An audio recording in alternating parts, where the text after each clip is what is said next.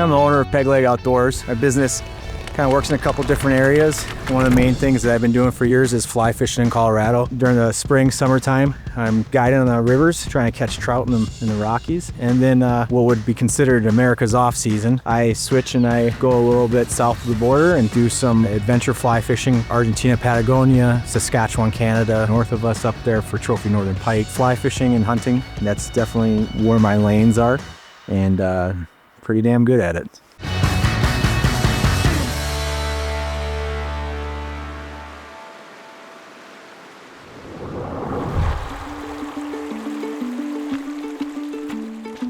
One of the biggest problems with new fly anglers, to get to the river and just like, I got to fish right now, and they just start chucking casts into the river. More often than not, you'll make better money if you sit there and you look at the river for a minute and just see, what does the flow look like? Do I see any fish in the water? Do I see bugs in the water? And jumping into it a lot of times turns into making yourself have a tougher day on the water, where if you just take a little bit more time to stop, think about what you're doing before you throw that first cast, you'll catch more fish, for sure. One of the tricks is when you're looking into the water for fish, a lot of people have the thought of like, I need to look at that spot exactly, and they look directly at that spot. You'll see a lot more clear in the water if you actually move your eyes with the water. So I'll start, if I'm looking at this spot with the rock that's right in front of me, I'll look upstream, follow the river down to go into that spot, and a lot of times it'll clear up that vision for you.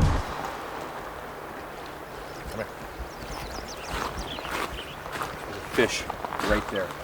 You see him in the rock? Yeah. I got him. Is right beside him. Because if you're just looking at one spot and that water's just moving, there are different glares and stuff like that that will affect you.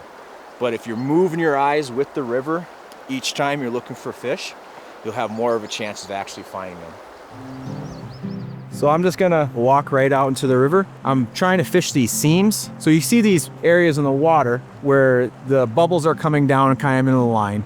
That's where faster water and slower water are meeting. Generally, that's where the fish are sitting. They're sitting in the slower moving water, looking down that river that's coming down, bringing food, and going out and grabbing food out of the faster current and going back in the slower current, just conserving energy. The easiest way to think of it is if you've ever been to a sushi restaurant that has that conveyor belt that goes around and you're sitting on the outside of it. Well, these trout are just sitting on the edge of that sushi restaurant conveyor belt, waiting for the right piece of sushi to come along, where they go out, reach out and grab it, and go back in their seat, sit down and eat it. That's all caddis larvae. It's a bug that's in the water. That's their case caddis. So watch this. Pull one of these guys off the stick. This is what a lot of trout are going to eat when these guys emerge from the river. So those bugs live on the bottom of the river. Looks like on these sticks, on the rocks, they're kind of stuck to it. And then there's a point where that water temperature gets just right for them. And that's when they come out of that case. When they come out of that case, then they come up to emerge. And then you have dry fly fishing.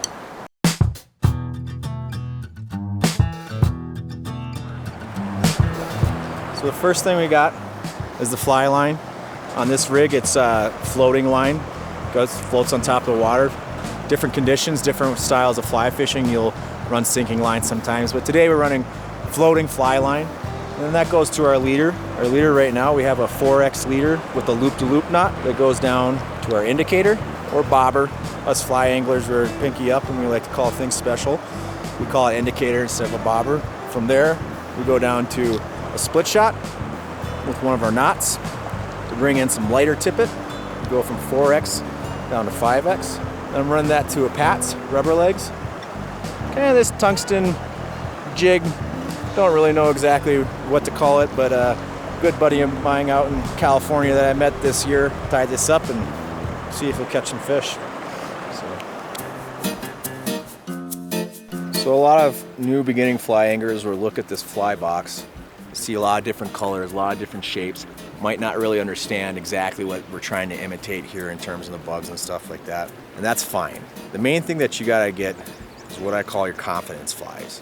Work on, 4 nymphs and 2 dry flies that you feel confident with, that you are more than likely going to catch a fish.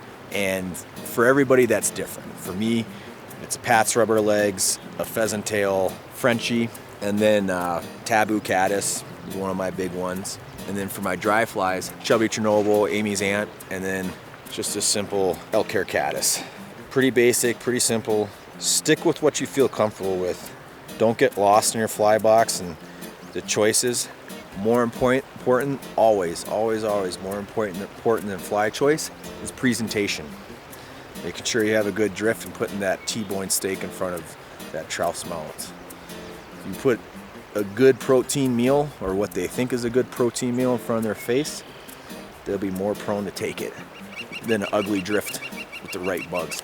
Now is I'm taking my fluorocarbon leader off, which was great for nymphing. Cuts through the water, stuff like that. Always save your leaders, don't throw them away, they're expensive.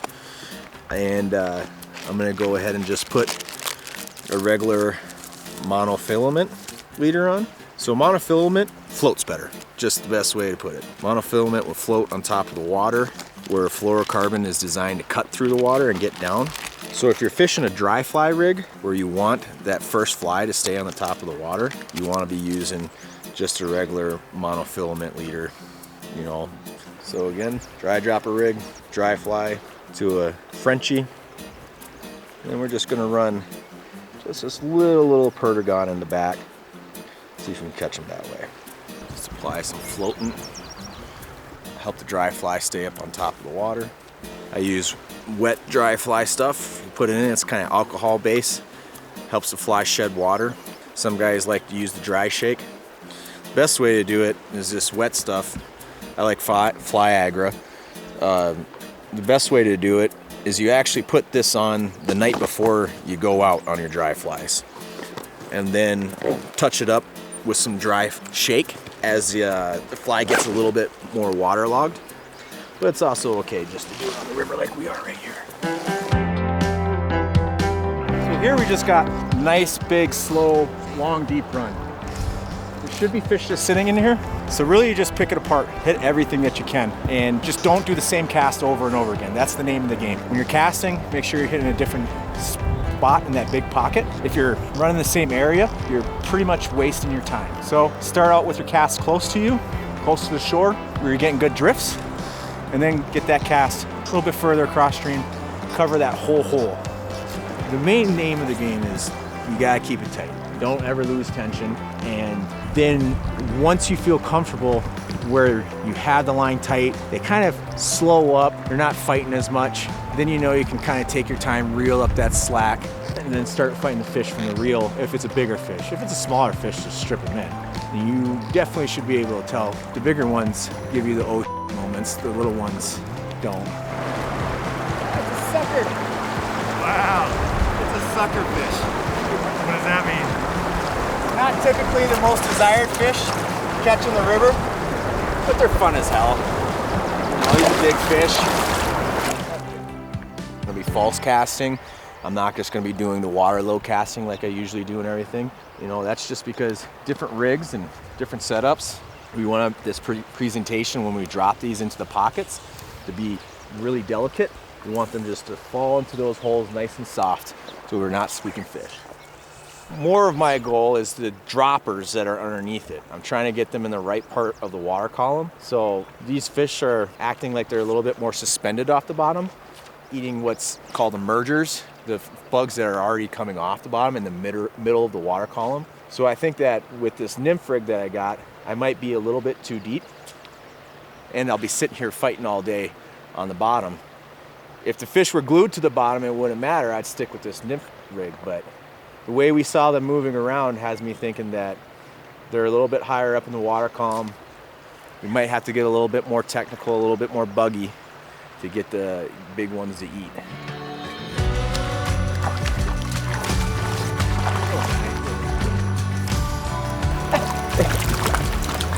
We know they're in there. Yep. That's a good fish.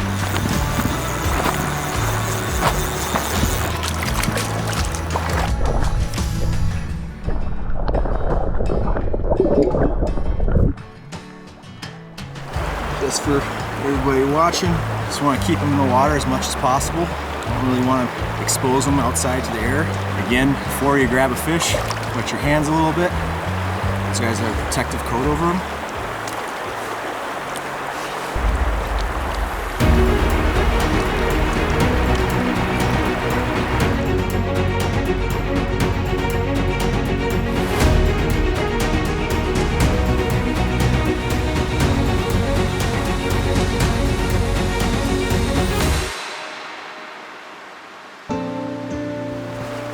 How's it going? Have you fished down? I have. At the confluence and up? Oh, down below the confluence too. I just didn't want to mess up your stuff. What's that? I just didn't want to mess up your stuff here, but Oh, you can go ahead and fish, go ahead. okay. I might go down below you here. Thank you. That guy worked hard to get here before we did, and he deserves to have first crack at those fish in the runs that he's trying to work through, because he did the hard work getting here, hiking down here, and that's great. That's what you're supposed to be doing. The dick thing to do would be sit there and I look at him and he's got all this water that most fly anglers fish upstream. That's the way they work, so that you come from behind the trout.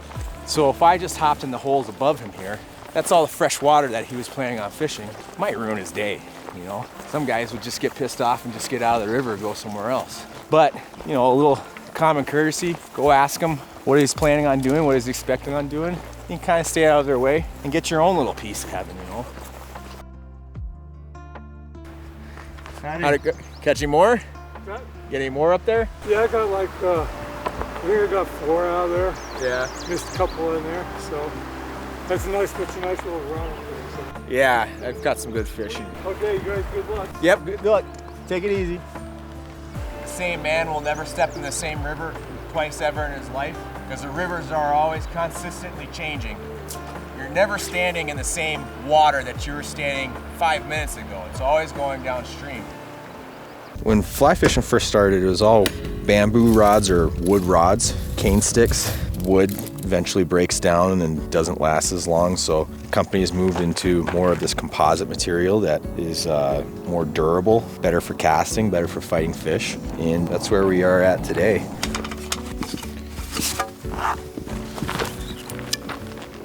Bought this rod specifically to go to New Zealand with, because I knew I was going to be running into big fish. Serious situations of like, I have to get this cast right. So you just try and find the best thing you can. Sage R8s are freaking smoking, man. Do exactly what you need to do. Get the big fish on and you're happy to have it with you. 5 reels. Different reels for different situations and stuff like that. Just gotta be prepared for everything. Bring the whole kitchen sink, because you might end up using it. I've only had this rack for like 3 weeks, so it's like been a constant process of trying to be more efficient. I'm wasting too much space by spreading things out. I could bring everything together and take it out of my truck. Besides the camera, I freaking love this thing so far. It's made my life so much easier just having these boxes out here. And then like, the lifestyle I live, you know, us guides and stuff, most of us live out of our trucks and campsites the whole entire summer. A lot of us do, and it's like, it's just part of the job. This makes it a lot easier, man. The Lettner rack, the truck rack, these things is just bulletproof. It doesn't move. It's been one of my main problems was with my rod vault that's up top. If you get a cheap rack on that and you're driving on the 2-track roads, the dirt roads, it just beats your rods up, beats the crap out of them. And so you get something that's actually rock solid, and I haven't had a problem with them since, so it's good stuff. I spend around 200 days of the year on the water just fishing. It's just calming, peaceful, and it puts you in a different mindset away from all the hustle and bustle. Just really fell in love being out here. I mean, it just doesn't get any better. I remember the first time I caught my first trout. To me, that's something special. That's something that you'll never forget for the rest of your life. This right here is what it's all about. Just keep chasing days like that. That's all you can do, man.